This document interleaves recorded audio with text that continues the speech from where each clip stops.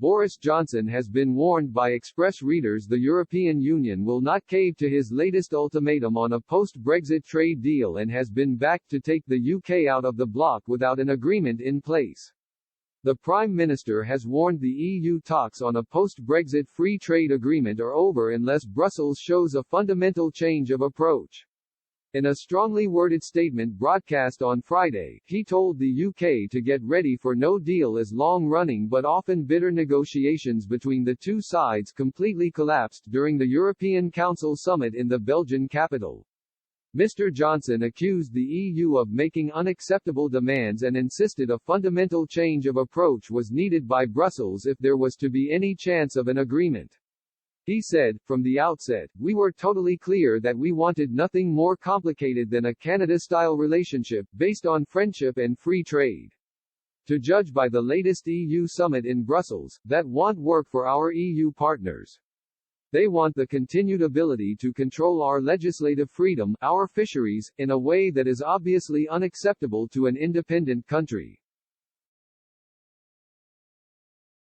Given that they have refused to negotiate seriously for much of the last few months, and given that this summit appears explicitly to rule out a Canada-style deal, I have concluded that we should get ready for January 1 with arrangements that are more like Australia's based on simple principles of global free trade."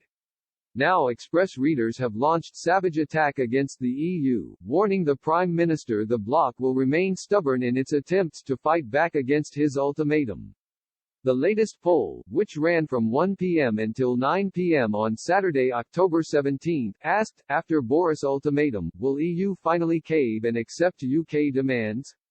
However, nearly two-thirds, 62% or 5,077 readers, believe the EU will stand firm and not bow to the latest demands from the Prime Minister.